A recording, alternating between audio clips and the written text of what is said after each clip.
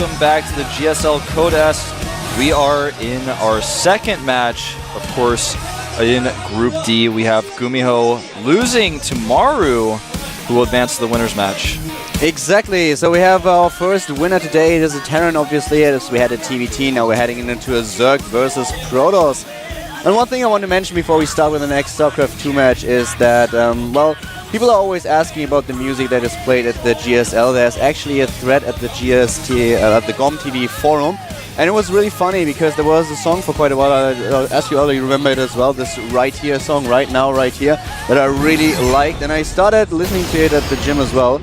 And, well, the artist, Avery Watts, actually messaged me on Twitter and allowed me to share a link with you guys for his album right now.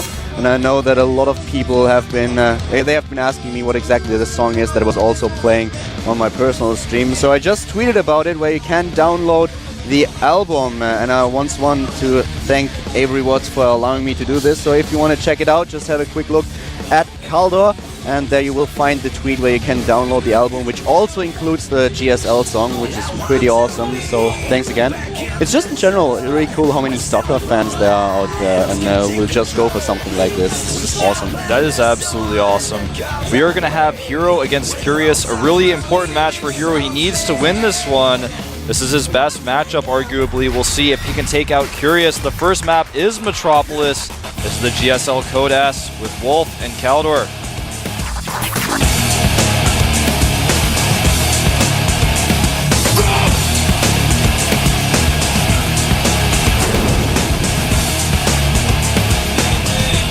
We have a Protoss versus Zerg, and we are on our first map. It is Metropolis. To the top right, we have the Team Liquid player. His first time in Code S. Liquid Hero. Starting in the red color on Metropolis, a map that a lot of Protoss players really love against Zerg. We have a few Zergs that still said they are completely fine with the map. Linux just proved this recently. He stated that he's completely confident on Metropolis, and he proved it in the very next game. But this time we have another Zerg player. Starter Curious is starting at the bottom of the map in the blue color. Metropolis definitely a map where we've seen a lot of different strategies. This immortal push on 2 bases is still very, very strong. With a ton of sentries for force fields and 3 immortals, you try to get into a good position. This is just how the map works. Zerg trying to take a quick 3rd base, and if you are able to get into a good position between the 3rd and the 2nd base, you are suddenly in a position where you can use all these force fields. You have 1 warp prism with you usually just to use the additional warp ins, and this can be a very, very strong push. But there's also the option to go for a Stargate, for example. So a great variety of strategies that a Protoss player can use here. And it's going to be interesting to see how Curious is going to deal with them. He needs the scouting informations, and you already spotted the position of his opponent. Does not hide his Overlord, so his opponent, Hero, will also be able to scout right away the location of Curious. He went Nexus first at 15. His Forge has started, and he is sending a probe right away. Wants to scout whether or not his opponent is taking gas. After he sees the hatchery, he'll be, thinking, okay, well, no early aggression, I'll be totally fine. He should even make a gateway before cannon at his wall, but he will see this. We just saw a little bit of the statistics, just the development in the past for Hero, who has made an appearance in Code A over and over again, but this is actually the first time that he appears in Code S. Finally, the Team Liquid player getting his shot, and we have Startel Curious now with a small information here at the bottom. Once again, he popped up in Code S several times already, but he was not really able to stay in there most of the time. Round 16 was where he lost his games, was not able to advance, except for November last year when he reached the round of 32.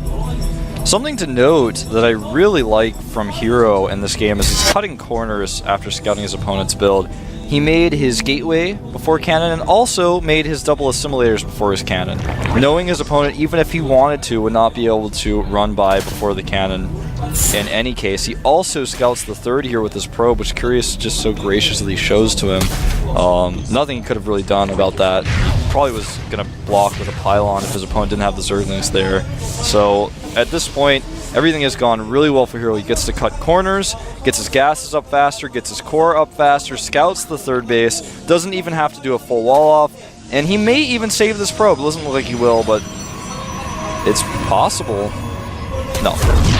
We already have Curious getting in position with the second Overlord. He has one to the expansion of his opponent, will be able to scout a potential third, but at the same time, the second Overlord is already flying towards the main base. He needs to get the scouting information. He needs to know what exactly Hero is up to. This is crucial when you play a ZVP. You want to know what is going to hit you. You need it for your timings. And we have the Stargate. We have the Stargate for Hero. He's not relying on these immortal pushes. We have him with the Stargate and therefore the air pressure, which Curious has to defend against. Yeah, he does. And the Stargate play is identical to the play we saw from Genius yesterday, skipping the Forge, going for this, fast Stalker because he knows his opponent's speed will be late. Skipping the Forge research for now in favor of the faster Stargate, even getting it before Sentry in this case. I really, really like it, and he's going to kill all these Zerglings. He forces more. If he doesn't make more Zerglings, he's going to lose the extra drones that he gains from not making Zerglings, so he just has to make the Zerglings. He cannot fight on creep, which the creep spread for Curious is already quite good, and it's going to take him a long time to walk around the other side, so he's probably going to go home at this point, but he's just losing so much here.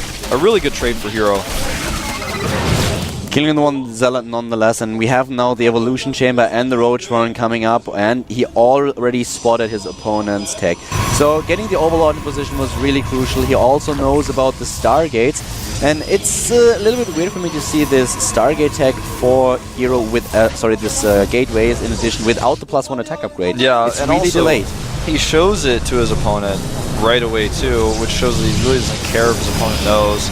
Overlords will both fall here, which actually puts him at 60 over 46. Not the best scenario for Overlords to be in. He has to make 3. So, just to recap the situation, Curious actually knows everything. He knows, okay, there's a Stargate, we have 3 additional gateways coming, and at the same time, he knows about the +1 attack timing. But he scouted it earlier, and the +1 is going to be pretty late. We have Spore Crows now for Curious, who's trying to prepare for this. He is even getting 13 additional drones because he feels so safe against this. Spreading his creep just a bit forward to the left so that he can intercept his opponent if need be. And we have him just with every precaution necessary to deal with this strategy of Hero.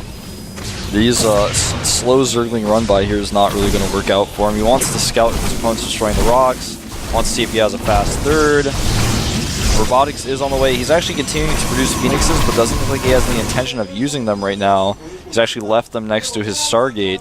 Hydralisk Den is on the way. It looks like the Void Ray is going to come in for a scout. This is something that Genius did yesterday. It's something that's becoming more popular, just aggressively scouting with the Void Ray. Now he's bringing the Phoenixes after they've been hidden for quite some time. He's going to avoid the Spore and go for this Extractor. Now he can come for the Queens once he realizes there are only 2 of them. He's going to actually commit. Nope, messes it up. He's actually got his Void Ray now in range of Spore. He has to cancel the lift. Losing a lot of hit points here. Yeah, that was a mistake. He messed it up just a little bit in his execution. And there's the third base now being built, but as you can already see, the Zergling was able to spot it. So Curious with a great job in this game regarding his scouting. Yep. Zergling run by here. He's not going to really do any damage. He takes out a few probes, 3 in total. And the Zerglings will not escape. Tries to target down another probe, gets it. 4 probes killed there in total, plus the worker scout. Puts him at 5. 7 Hydras on the way, and Roach Speed finishing up with +1 missile weapons. The robotics support bay, though, is already on the way as there's a 3rd Nexus going up. Hero is very much in the know about his opponent's composition with this scouting. Oh, is he going to lose the Void Ray to 1 Queen? He might. Oh! There's the second one, and the Void Ray is down. Important to note also, we have another Queen being attacked. You won't be able to kill it with 1 lift, especially not with the Transfuse being ready. You need at least 2 lift-offs if you only have 3 Phoenixes. If you want to kill a Queen, and 1 lift-off, a minimum of 4 Phoenixes is needed. But important to note, I don't think we've seen the range upgrade for the Hydralisk. Nope. I don't think I missed it, so he does not want to overcommit to the strategy. He makes a cautious decision to just use a few Hydralisks to be safe against airplay. He does not overcommit, and this is very important, as Wolf pointed already out. We have the robotics bay, the first Colossi being built, but Curious is getting ready sentries with a Spire, and even snipes the sentry here, exactly. He's going to get a second one. This is a brilliant attack. I really like this. Using his Hydralisk just to put in some pressure. He could have sniped one of these. He could have maybe even sniped the Forge, but at least one of the gateways. Yeah, we've seen this type of strategy a lot, in fact, just with a few Hydras and Roaches to poke at the front, not go for the third base where you're exposed, just at the front where you use the wall against your opponent. You make it so that his units can't really close the distance between yours, and you just pick off the forge at the front like you were saying. The scary thing is that at this point, one of the strategies that Curious could actually use is not only going for Corruptors, but just getting a huge amount of Mutalisks. He saves up a ton of gas at this point, and Mutalisks might hit Hero a little bit unaware because he expects Hydras. There are a lot of another Hydras. sentry is going to go down meanwhile. And look at the Fleet Beacon. We already have the Fleet Beacon here for Hero. Very uncharacteristic for this matchup at this point. It's definitely going to be for the Phoenix research as he is continuing Phoenix production right now. A good defense on these Roaches. And what will Curious do? Is he going for the Mutalisk? He It is. is, and wow, Hero is such a great play. With the upgrade for the Phoenixes, he will be able to get a ton of damage done to those Phoenixes, but to those Mutalisks. But the thing is, really going to be in time. I actually doubt it. 12 Mutalisks, this is huge. And if he attacks right away, that might do a lot of damage to the economy of Hero. Yeah, well, it's all going to depend on how he executes this. If he sends the Mutas right away, if his opponent has anything split. He's making 5 cannons right now, so he should be able to buy enough time to get the Phoenixes out. I'm surprised he hasn't added a second target. There it is, the Anion Pulse Crystals research. And it makes so much sense in this situation. I wish I could see, if we could take a look at the unit counting station, I could see exactly how many Phoenixes he has right now. I believe he has about 6 or 7, 5 in total, the 6th one about to pop out. He's trying to snipe the pylon. That would be huge. Retreats a little bit too fast, but forces another warp in here. A lot of these Phoenixes. But here come the ground units trying to take down the third once again. The cannons are ready, and obviously the 2 Immortals.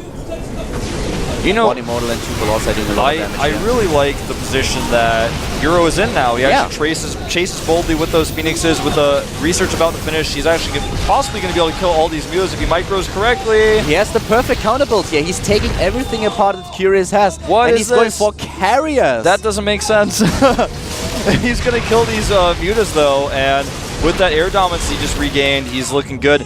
5 Corruptors on the way, but with the research on the Phoenixes, he's going to have even range with the Corruptors. This is impressing me so much by Hero at this point. We've seen a lot of Protoss players crumble when they see Hydralisk. They assume there are going to be a lot more. They go for Colossi only. But Hero already made the switch, went for the Fleet Beacon to be able to get those upgrades for the Phoenixes, and now he's dealing with the situation. Oh, he catches some of these Corruptors off guard with even range. He can actually fight them. This is so beautiful. Hero and Huck are 2 of the best Protosses at just defending everything, turtling on 3 bases. I'm so impressed with his play here. He actually may get surrounded by these Corruptors, so he has to be very careful. Does not want to lose these crucial Phoenixes right now, even with carriers on the way. There's this many Corruptors out. The carrier itself, as just 1 carrier, will be kind of a cool support unit. He didn't commit with Graviton Catapult. He didn't get any air upgrades. He didn't get +1 air weapons or anything like that. So he's just going to, I think, make the 1 carrier. He hasn't added any Stargates. He's going to kill some of these Overlords. Looks like he's going to get 2. Then get out. Needs to get out. Doesn't lose a single Phoenix to this. And more carriers right now. Yeah, 2nd carrier is on the way. I don't really like the carrier choice. This is going to be the really heavy air battle. Yeah, we will see a pretty heavy air battle. The carrier and the interceptors will draw fire away from the Colossi, not to mention the Phoenixes, of course. +2 ground weapons about to finish for Hero. He's getting a 2nd forge now, so he can start getting his armor upgrades. Supply-wise, he's maxed out just a little bit before his opponent, and it looks like he wants to go for an attack, but he may be caught off guard by this counter pressure. This is actually just such an intense game right now. We have units everywhere attacking the 3rd base, the 4th base of Hero. There's another force at the main base. Yeah, he's got Mutas coming in there. He doesn't even cancel the 4th base that he was building, and now the ground army is attacking his 3rd, while Hero is moving out, killing those spine crawlers, at least some of them, before they actually come into play. This is an insane match here. This really is. Corruptors and Mutas have gone back. Looks like he's going to target down the carrier right away. It does absorb a lot of Colossus fire. But what is this? Hero not controlling his units very well now. Okay, does actually take out some of the Corruptors, not losing all of his Colossi. The supply is still very much in Hero's favor, but he does not have any units to defend his main base. Oh, this is going to be so close. We don't have a lot of units for StarTale Curious at this point to defend his main, and this is just... I don't like he lost all his Mutas. When you base trade, the most valuable unit to ever have is a Mutalisk, and he lost all of his Mutas. Now his Spire is dead. and he cannot base trade as well. There's a rule in PvZ, which is never base trade against mutas. Okay, so he still has a few mutas left, but he's losing a lot of them now. Oh god, he's going right into like 10 cannons. He's trying to take out the carrier, but with all those cannons there, Wow. I think Hero has sealed the deal now. Yeah, he did. Because of Curious's mistake. GG! Hero with such a nice unit composition. He was countering every single move that Curious made. I was really impressed at first at how well Curious did with his scouting information. He scouted everything, he prepared accordingly, and then he made this little bit of a fake with the Hydralisk. He didn't commit too much to the Hydralisk. He tried to switch into Mutalisk and completely overwhelm his opponent, but Hero, he was ready. He just went for the Fleet Beacon, he went for the Anion Pulse Cannons, and suddenly those Mutalisks didn't do any damage at all. He could take everything, single one of them out. And then, at this point, Curious was just sitting there like, okay, what am I going to do? Which unit composition am I going to use against this? I retract my statement. I'll have to make a formal apology on Reddit and TeamLiquid.net about it, I'm sure. But I retract my statement about the carriers. As I saw how he used them, they were tanks for the Corruptors. They added a little bit of DPS, but they were Corruptor tanks, man. The Corruptors, every time he tried to focus down the carrier, that's when the Phoenixes attacked very rapidly with their range upgrade. The cannons took some damage. He was able to tank for his Colossi a little bit so the Stalkers could get into position. In the second battle, he had one carrier at his third base and one carrier with his main army. And that's all he needed. And actually, I really like that just addition of the carrier because the first reason why I didn't like it was because I was like, well, he doesn't have any attack upgrades for these carriers, and if he uses carriers, he loses a lot of Phoenix production, so he's gonna have a lot less Phoenixes. But the fact of the matter is, as many Phoenixes as he had was just enough to deal with the mutas because they're faster than mutas, they have great range, they're just great units to have, and even if your opponent has twice as many mutas, it doesn't matter if you have that range upgrade and that many Phoenixes. So